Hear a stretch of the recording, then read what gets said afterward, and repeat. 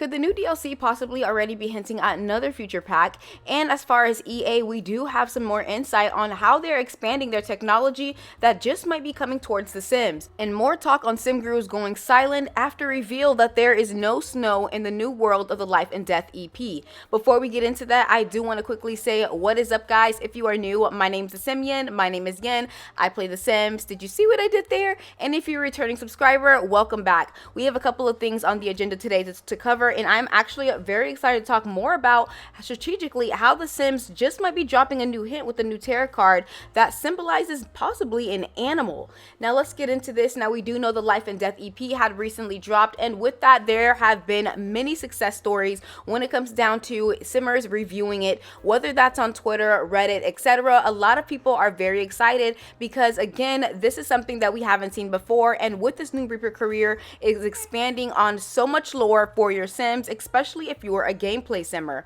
Well, with all of that drama, the SimGuru ninja ended up tweeting out stating that there will be no snow, and the Sims community was in an uproar. Again, I personally think he was just the deliverer of the message, and it wasn't exactly him on whether or not it was going to happen. But since then, many simmers were wondering, are a lot of SimGurus are going to follow suit as well? So far, SimGuru Ninja hasn't said anything. SimGuru Popcorn, Magnetic, and SimGuru Bat has been the only one that I've seen so far responding back, and especially saying, I did these first time doing tarot card. And as you guys can see, this is what the Sims team posted yesterday, and it has like a little lion, a cow. Again, these tarot cards are one of my favorite items in The Sims new DLC, and I'm thinking they're dropping hints, but more on that in just a second. We do have a simmer that tweeted, love these, they added so much to the pack. I do have a theory for one of the cards as well, and as I was reading more into this tweet, I did see that SimGuru Bat tweeted, tell me the theory. So is there a possible theory that we could be looking forward to?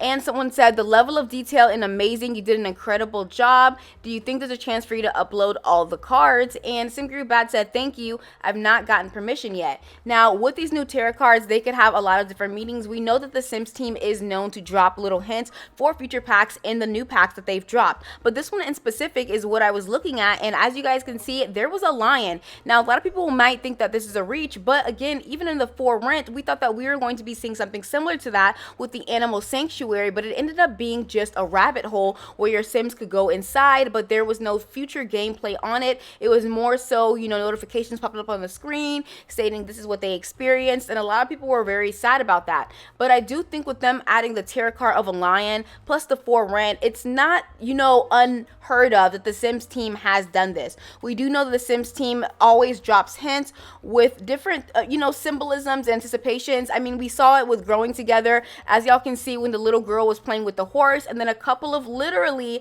no longer a couple months later, we ended up getting Horse Ranch. Again, the Sims team is known to drop hints inside of their DLCs, whether that's with the build and buy objects or just in general with the world map overviews as well.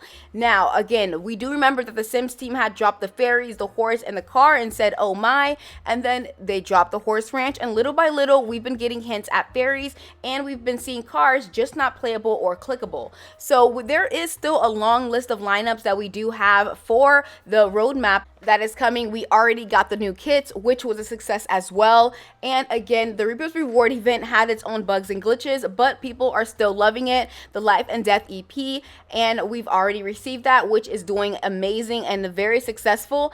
And again, there's more free updates. Again, we do know that there's going to be a lot of free updates. The ending of this saying to be continued lets me know that I feel like there is going to be more that comes out by the end of the year, but again, this is all just allegedly. Now with the laundry days they have been fixing, and with the new additions that they've added into the game, not only can you do ghost overlay on and off, but there's also cool new features like a cult, choosing a death. They are expanding on the creative sim, as y'all can see, and they're going a little bit more in detail than we ever thought they ever would with the Sims. But with the announcement that EA stating that they are going to have many more years to come, and with the Investors Day panel talking more about the Sims, we can really do see that they they are not going anywhere, and they are expanding more and more on the game, which leads me to believe, come on guys, is it possible that maybe Animals is coming? Maybe not this year, but next year? And would you guys be disappointed if it wasn't a game pack, and would we rather have it be an expansion pack?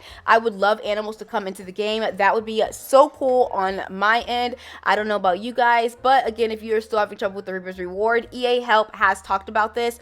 Again, I do want to mention this as well, because the Reaper's Reward system is the first time they've ever done something like this, where they're promoting a pack before the pack, and they're dropping little things here and there. I mean, it's 6 weeks. That is a long time for the Sims to just be open about something like this. So I would love to know your opinions down below. I feel like with this new Life and Death EP, we are seeing a glimpse of what the future of the Sims DLCs are going to look like, and I'm hoping they take just as much level of detail. Now, I do have a Simmer that said Soul's journey is so OP and yet so easy to do. It's really sad how something that was supposed to be a lifelong journey, you know, is very quick. I would love to know your opinions down below in the comments, because again, a lot of Simmers had a lot of things to say about this, and how the bucket list doesn't really affect, and you can actually complete the bucket list as well or not complete it. Again, there was a long list of, you know, I wouldn't say a long list of issues, but more so people are nitpicking on exactly what they could have wanted for the game, and that's fair enough, because at the end of the day, every DLC is going to be a completely different opinion than everyone had.